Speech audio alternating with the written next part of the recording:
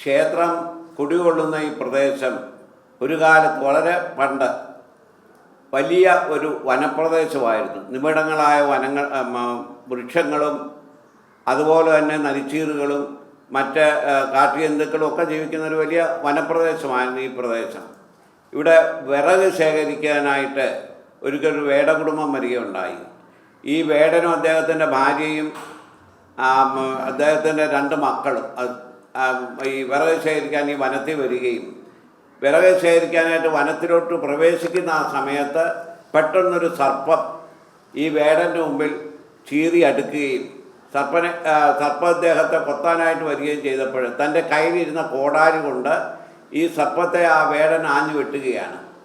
ആ സർപ്പം പെട്ടെന്ന് മറയുകയും വീണ്ടും ആ സർപ്പം ഇഴയുന്ന അദ്ദേഹം കണ്ടുകൊണ്ട് നോവിച്ച് വിട്ട പാമ്പിനെ കൊന്നില്ലെങ്കിൽ തിരിച്ചു കടിച്ചാലെന്നൊരു അദ്ദേഹത്തിൻ്റെ ഒരു വിശ്വാസവും കൂടാതെ ഒരു അദൃശ്യ ശക്തിയുടെ പ്രേരണ മൂലം അദ്ദേഹം ഈ പാമ്പിനെ തേടി പിടിക്കാനായിട്ട് വനത്തിലോട്ട് പോവുകയാണ്. അങ്ങനെ വനത്തിനുള്ളിൽ കടന്നു കഴിഞ്ഞപ്പോൾ ഒരു വലിയ കുളത്തിൻ്റെ കാര്യത്തിൽ ഒരു വലിയ ചെതൽപ്പുറ്റും കാണുകയുണ്ടായി.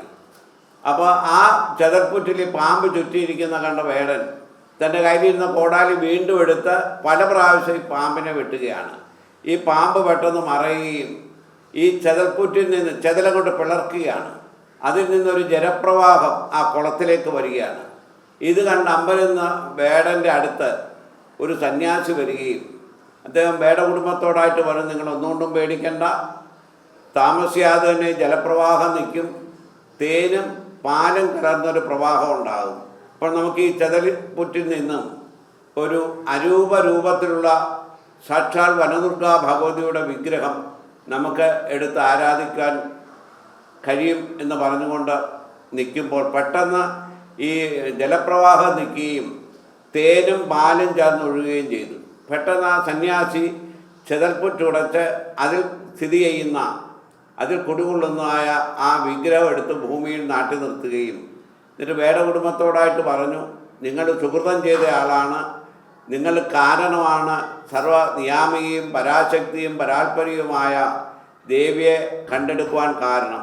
അത് ഈ പ്രദേശത്തിൻ്റെ മാത്രമല്ല ലോകത്തിൻ്റെ തന്നെ പുണ്യമാണ്. പരാശക്തി കൊള്ളുന്ന ഈ ഭൂമിയിൽ നിങ്ങൾക്ക് വരാൻ സാധിച്ചതും ഒരു വളരെ പുണ്യകരമായ കാര്യമാണ്. അതുകൊണ്ട് നിങ്ങൾ സുഹൃതികളാണെന്ന് പറഞ്ഞുകൊണ്ട് ആ വേടകുടുംബത്തോടായിട്ട് പറഞ്ഞു, നിങ്ങളൊന്നുകൊണ്ടും പേടിക്കേണ്ട, കാരണം ഈ പ്രപഞ്ചത്തിന് തന്നെ വെളിച്ചമേകുന്ന അനുഗ്രഹമേകുന്ന ഐശ്വര്യമേകുന്ന ഒരു പ്രതിഷ്ഠയാണ് ഇവിടെ കുടികൊള്ളുന്നത്. നിങ്ങൾ ദിവസവും ആരാധിച്ചു കൊള്ളണം. ഇവിടെ ദേവിക്ക്, അതായത് അമ്മയായി സങ്കല്പിച്ചുകൊണ്ട് ദേവിക്ക് ആഹാരം കൊടുത്തതിന് ശേഷമേ നിങ്ങൾ ആഹാരം കഴിക്കാൻ പാടുള്ളൂ എന്ന് പറഞ്ഞ ആ സന്യാസി അപ്പോഴത്തേക്ക് ഈ വേടകുടുംബം സാഷ്ടാംഗം പ്രണമിച്ചു. എഴുന്നേറ്റ് നോക്കുമ്പോൾ സന്യാസിയെ കാണുന്നില്ല. ഈ സന്യാസി ആരെന്ന് ചിന്തിച്ച് നിൽക്കുമ്പോൾ സന്യാസി വീണ്ടും വരികയും നാരദ മഹർഷിയാണെന്ന് മനസ്സിലാക്കുകയും ചെയ്തു. സാക്ഷാൽ നാരദ മഹർഷി തന്നെയാണ് ദേവിയുടെ ഈ വിഗ്രഹം ഭൂമിയിൽ ഈ ചിതൽപ്പറ്റിൽ നിന്നും എടുത്ത് ഭൂമിയിൽ ഉറപ്പിച്ചു കൊടുത്തത്. അന്ന് തൊട്ട് ഈ വേടകുടുംബം ആ വിഗ്രഹത്തെ ആരാധിക്കുകയും അതുപോലെ തന്നെ അമ്മയെന്നുള്ള സങ്കല്പത്തോടു കൂടി കൃത്യസമയത്ത് അമ്മയ്ക്ക് ആഹാരം കൊടുത്തതിന് ശേഷമേ ഈ വേടകുടുംബം ആഹാരം കഴിക്കാറ് പതിവുള്ളൂ. അങ്ങനെ ഇരിക്കുമ്പോൾ ഒരു കാലത്ത് വളരെ ദൂരെ വിറക് ശേഖരിച്ചങ്ങ് ദൂരെ പോയി. അപ്പോൾ സമയം പോയത് ഇവരറിഞ്ഞില്ല. അപ്പോഴാണ് പെട്ടെന്ന് അവർക്ക് ഓർമ്മ വരുന്നത്, അയ്യോ ഇന്ന് അമ്മ പട്ടിണിയാണല്ലോ, അമ്മ ദുഃഖിക്കുകയാണ്, അമ്മയ്ക്ക് പ്രയാസമാണ്, അമ്മ പട്ടിണിയാണ്, അയ്യോ തെറ്റായിപ്പോയല്ലോ എന്നും പറഞ്ഞ് ആ പശ്ചാത്താപത്തോടു കൂടി സഹിക്കാനാകാത്ത അവരുടെ ആ ദുഃഖം പെട്ടെന്ന് അവർ ഓടി വരികയും അമ്മയുടെ കാക്കിലോട്ട് സാഷ്ടാംഗം പ്രണമിച്ചുകൊണ്ട്, അമ്മ ഇന്ന് പട്ടിണിയാണല്ലോ, അമ്മയ്ക്ക് ഞങ്ങൾ ആഹാരം തരാൻ മറന്നുപോയി, ഞങ്ങളോട് ക്ഷമിക്കണമെന്നും പറഞ്ഞ് പെട്ടെന്ന് ആഹാരം പാചകം ചെയ്യാൻ, അന്നൊക്കെ ഈ മരത്തിൻ്റെ വീട്ടിലാണ് ആഹാരം പാചകം ചെയ്യുന്നത്. അപ്പോൾ ആഹാരം തയ്യാറാക്കാൻ ചെല്ലുമ്പോൾ എല്ലാ കലങ്ങളിലും ആഹാരങ്ങൾ സമൃദ്ധിയായിട്ട് ഇരിപ്പുണ്ട്.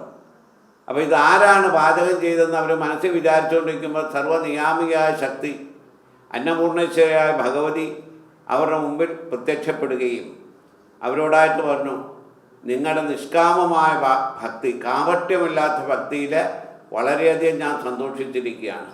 അതുകൊണ്ട് ഞാൻ തന്നെയാണ് ഈ ആഹാരം പാചകം ചെയ്തിരിക്കുന്നത്. ഞാൻ നിങ്ങൾക്കായിട്ട് വിളമ്പി ആഹാരം തരാം, നമുക്ക് ഒരുമിച്ചിരുന്ന് ആഹാരം കഴിക്കാമെന്ന് പറഞ്ഞുകൊണ്ട് ദേവി ഈ വേടകുടുംബത്തിനായിട്ട് ആഹാരം വിളമ്പിക്കൊടുക്കുകയും അവരോടൊപ്പം ഇരുന്ന് ദേവി ആഹാരം കഴിച്ചതായ ഓർമ്മയെ നിലനിർത്തിയും കൂടിയാണ് ഇനി പൊങ്കാല എന്ന ഒരു ചടങ്ങ് നടക്കുന്നത്. അത് ആദ്യം പഴയ കാലത്ത് 4-5 പൊങ്കാല മാത്രമേ ഇടാറ് പതിവുള്ളായിരുന്നു. പിന്നീട് അത് മഹാപൊങ്കാലയായി. ഇന്ന് ഏതാണ്ട് 70 കിലോമീറ്റർ ദൈർഘ്യത്തിൽ ഈ പൊങ്കാല നിറഞ്ഞു കവിഞ്ഞിരിക്കുകയാണ്. എന്നുള്ള പ്രത്യേകത തന്നെ പിന്നെ ജാതിയും മതങ്ങളും രാഷ്ട്രീയങ്ങളും ഒന്നും ഈ ക്ഷേത്രത്തിൽ പണ്ട് മുതലേ ഇല്ല, ഇന്നും ഒട്ടുമില്ല. അതുപോലെ തന്നെ അനാചാരങ്ങളും അന്ധവിശ്വാസങ്ങൾക്കെതിരാണ് ഈ ക്ഷേത്രങ്ങൾ.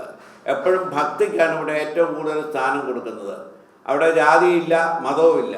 എല്ലാവർക്കും ഈ ക്ഷേത്രത്തിൻ്റെ 4 അമ്പലത്തിൽ പ്രവേശിക്കാവുന്നതും ഈ ക്ഷേത്രത്തിൽ ദർശനം നടത്താവുന്നതും വഴിപാടുകൾ നടത്താവുന്നതാണ്. ഇപ്പോൾ വിവാദങ്ങൾ ഉണ്ടാകുന്ന ഈ കാലയളവിൽ ഷർട്ട് ധരിക്കും. ഇവിടെ പണ്ട് തൊട്ട് ഷർട്ട് ധരിക്കണമെന്ന് നിർബന്ധമില്ല.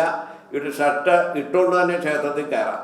അപ്പം അങ്ങനെയുള്ള വിവാദങ്ങൾക്ക് പോലും ഇടം കൊടുക്കാതെ ജാതി മതങ്ങളുടെ വേലിക്കെട്ടുകളൊന്നും ഇല്ലാതെ വളരെയധികം വിശാലമായ ഒരു സംസ്കാരത്തിൻ്റെ ഭാഗമായിട്ടാണ് ഈ ക്ഷേത്രം അന്നും ഇന്നും മുമ്പോട്ട് പോയിക്കൊണ്ടിരിക്കുന്നത്.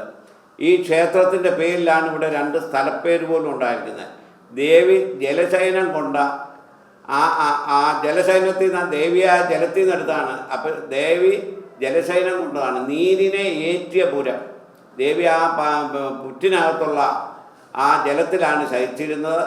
ആ നീരിനെ, ജലമെന്ന് പറയുമ്പോൾ നീര്, ആ നീരിനെ ഏറ്റി അത് ധരിച്ചിരുന്ന ഈ പ്രദേശത്തിന് നീരേറ്റുപുറം എന്ന പേര് വരികയും പാലും തേനും ചേർന്നൊഴുകിയ ആ കുളത്തിൽ മധുരത്തിൻ്റെ സ്വാദുള്ള ഉണ്ടായിരുന്നുകൊണ്ട് അന്നത്തെ ആൾക്കാർ പറഞ്ഞു വന്ന ചക്കരക്കുളം എന്നാണ്. ആ ചക്കരക്കുളം ലോഭിച്ചാണ് ഇന്ന് ചക്കുളം ആയി മാറിയത്.